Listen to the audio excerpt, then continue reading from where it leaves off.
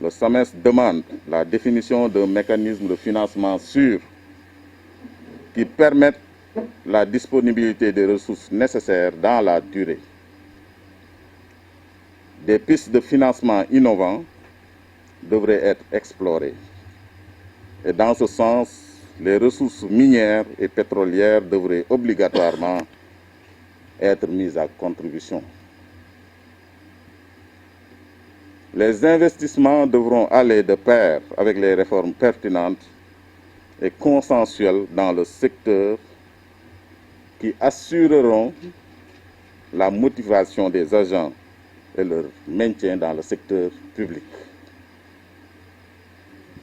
Le respect des engagements de l'État constitue un préalable à un climat social apaisé. L'adoption de la loi sur la retraite à 65 ans va dans ce sens et le SAMES demande à l'État d'appliquer les points d'accord résiduels dont les parcelles à usage d'habitation de la ZAC de Lac-Rose, l'application des mesures correctrices en rapport avec les résultats de l'étude sur la rémunération, le statut des médecins en spécialisation et celui des internes, et enfin la gestion démocratique des ressources humaines.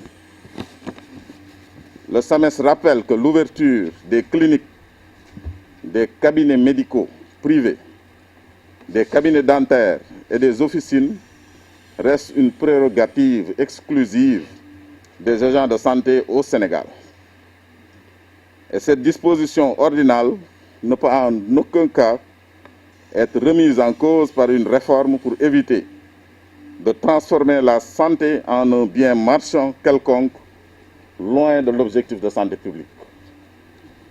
Cependant, le financement par le privé peut être ouvert et encadré pour disposer de grands hôpitaux modernes privés. En échange d'un statut approprié et de la garantie d'un système de gestion démocratique des carrières adaptées aux médecins, pharmaciens et chirurgiens dentistes, le SAMES pourra s'investir résolument vers une forme de revendication plus spécifiquement centrée sur les malades et la défense de l'outil de travail.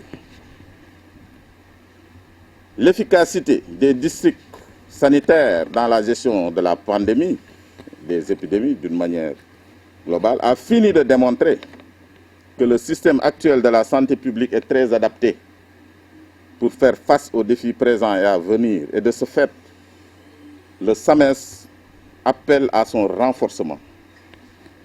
Par ailleurs, sachant qu'une mauvaise santé bucco-dentaire est à l'origine de nombreuses maladies, le SAMES demande à l'État de développer un programme éducationnel permanent à destination des enfants pour leur inculquer de bonnes habitudes en matière d'hygiène bucco-dentaire, mais également de renforcer la division de la santé bucco-dentaire du ministère de la Santé et de l'Action sociale.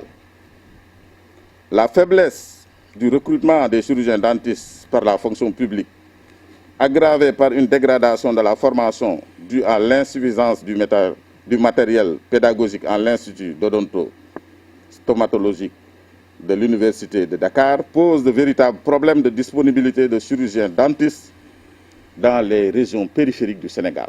Le SAMES demande à l'État le recrutement volontariste de chirurgiens dentistes pour résorber le gap en ressources humaines et lutter contre le chômage et l'exercice illégal de la profession.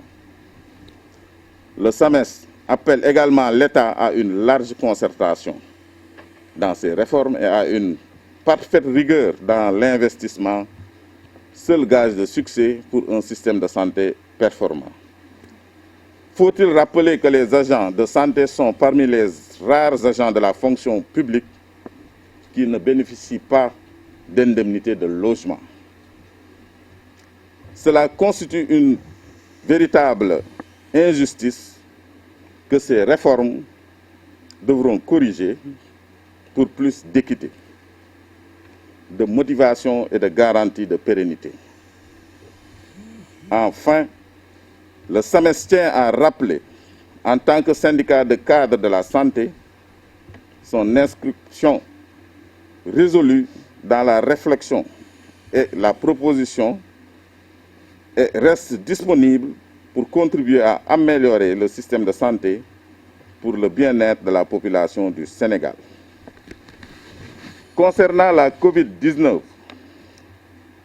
sachant que la saison actuelle est souvent propice aux maladies grippales, le SAMES appelle la population à redoubler de vigilance pour ne pas annihiler les résultats déjà engrangés et demande à l'État d'entreprendre toutes les démarches nécessaires pour rendre disponible à temps le vaccin contre la COVID-19 au Sénégal et d'assurer le financement régulier de l'achat des autres vaccins du programme élargi de vaccination PEV, qui est la stratégie la plus efficace en matière de santé publique. Votre rencontre se tient dans un contexte particulier, marqué par l'arrivée de la pandémie de la COVID-19 qui a mis à jour les effets dévastateurs des politiques d'austérité et des décennies de sous-investissement dans les services publics de santé et de soins à la personne. En effet, le sous-investissement chronique dans les systèmes publics de santé et de soins à la personne, conjugué à une sous-évaluation systématique des métiers de la santé et des soins à la personne, et au manque d'investissement dans la professionnalisation et la formation des personnels de santé et de soins, sont des signes révélateurs d'un système économique qui néglige depuis longtemps l'importance des soins. Des millions de travailleurs de la santé et des services de soins à la personne, principalement des femmes, ne disposaient d'aucun équipement de protection individuelle ni de mesures de sécurité de santé. En plus de ces conséquences, en termes de perte de vies humaines, la pandémie a impacté négativement l'économie mondiale et particulièrement celle africaine. Aucun secteur n'est épargné. Fort heureusement, les gouvernements africains et le nôtre ont fait des efforts pour prendre des mesures sociales importantes en vue d'accompagner les populations et les travailleurs à traverser cette crise. Mais cette crise a fini de convaincre les gouvernements qu'il est plus qu'urgent et obligatoire de réorienter les priorités en investissant rapidement dans les systèmes publics de santé et de soins à la personne. Pourtant, en convoquant l'histoire, les syndicats des travailleurs de la santé ont toujours tiré sur la sonnette d'alarme pour inciter les pouvoirs publics à résorber le gap dans les investissements pour le secteur de la santé en vue d'offrir aux populations des plateaux médicaux relevés et en motivant, comme il se doit, le personnel de santé.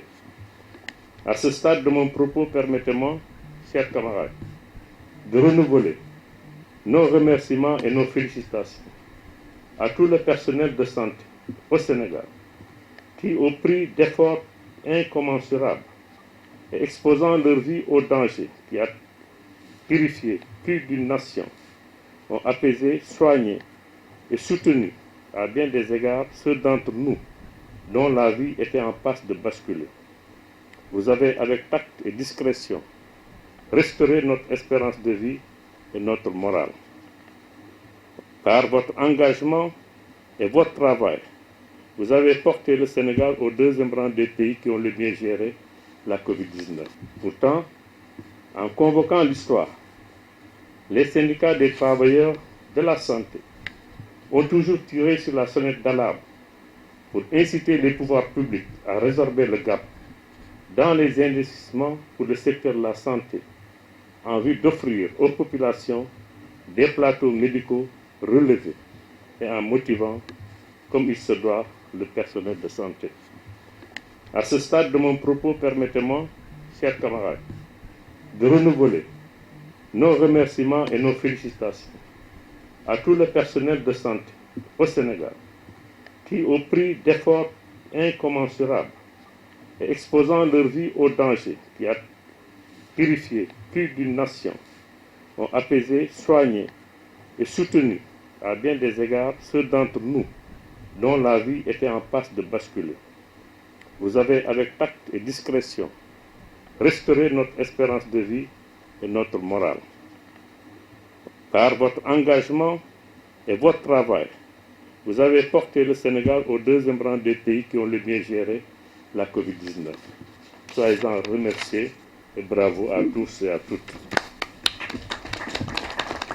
La complète des syndicats du secteur de santé a trouvé un écho favorable auprès du gouvernement du Sénégal, qui a décidé de consacrer dans le PSE 2A une part importante des investissements dans le secteur de la santé. Votre rencontre est fort à propos et je vous invite à profiter de cette occasion en tant qu'acteur du secteur pour faire les meilleures propositions pour que ces investissements atteignent les objectifs souhaités par les populations. Les autorités peuvent avoir la volonté, mais en tant que pratiquant, vous avez une meilleure lisibilité des priorités dans le secteur. Pour notre part, nous vous témoignons de notre disponibilité à vous accompagner dans la défense des principales préoccupations des travailleuses et des travailleurs de la santé. Notre forte conviction est que nous l'avons soutenu d'ailleurs lors de la mise en place du COS-Pétrogaz. Les produits financiers générés par le pétrole et le gaz sénégalais, mais également les retombées sur l'annulation de la dette dont le combat est mené, doivent permettre de disposer des plateaux techniques de dernière génération, d'universités à l'humeur de celles des pays occidentaux, d'un personnel de santé bien formé, qualifié, motivé et évoluant dans des conditions de travail décentes. Nous sommes aujourd'hui là pour partager un peu le plan d'investissement accompagné des réformes sur lesquelles nous allons revenir plus amplement. Mais au préalable, je voudrais, au nom de M. le ministre de la Santé et de l'Action sociale, vous féliciter. Vous, les médecins et l'ensemble du personnel de santé, pour encore une fois, les efforts immenses, l'engagement, la détermination sans faille que vous avez fait montre pour qu'on arrive à maîtriser cette pandémie. Je dis maîtriser parce que nous ne sommes pas encore sortis de l'ornière. Et nous sommes tous sacrifiés, chacun à son niveau de responsabilité pour qu'on en arrive à ça. Il ne faut pas baisser la garde, je sais que ce n'est pas évident, mais il faut qu'on soit sur nos gardes pour peut-être juguler, si on ne le souhaite pas, qu'il y ait une deuxième phase. En tout cas, toutes mes félicitations par rapport à cet engagement. Parlant de ce plan d'investissement, nous avons largement le temps d'y arriver, d'en discuter en profondeur. C'est une opportunité que nous allons saisir pour partager avec vous tout ce qui a été prévu. Et je crois que chez le représentant des chirurgiens dentistes a un peu défloré le contenu. Juste lui dire que la Direction générale des établissements de santé est encore à l'état, parce qu'on y a un an. La Direction générale comporte 3 directions nationales: la Direction des établissements publics de santé qui s'occupe du public, la Direction des établissements privés de santé qui s'occupe des structures privées, la Direction de la qualité, de la sécurité, de l'hygiène hospitalière. Ce n'est pas pour rien que nous avons, que M. le ministre, en tout cas M. le Président de la République, a érigé une division en direction nationale. Je parle du privé. Tout le monde connaît la problématique du privé dans ce pays-là. Les chirurgiens dentistes n'en font qu'une partie. Vous avez les gars de la médecine, vous avez plein de choses. C'est une bataille qu'on va engager ensemble en l'affrontant à bras-le-corps, avec toute la rigueur requise, mais toute la coordination qu'il faut. Nous avons entendu vos doléances. Je crois que ce n'est pas tombé dans l'oreille d'un sourd. On aura d'autres opportunités pour en discuter en profondeur et trouver les solutions idoines. Nous sommes là pour régler des problèmes. Que ce soit les chirurgiens dentistes, que ce soit les médecins, le privé, c'est le privé de façon globale. Ce sont des Sénégalais qui ont investi, que nous devons protéger parce qu'il y a la main-d'œuvre, parce qu'il y a une offre complète par rapport à ce qu'offre le public. Donc je crois que nous aurons l'occasion d'en discuter en profondeur et de trouver les solutions idoines. En tout cas, monsieur le secrétaire général, soyez rassurés de notre disponibilité, que ce soit pour le public, que ce soit pour le privé. Nous sommes là pour régler les problèmes du personnel de santé dans sa globalité.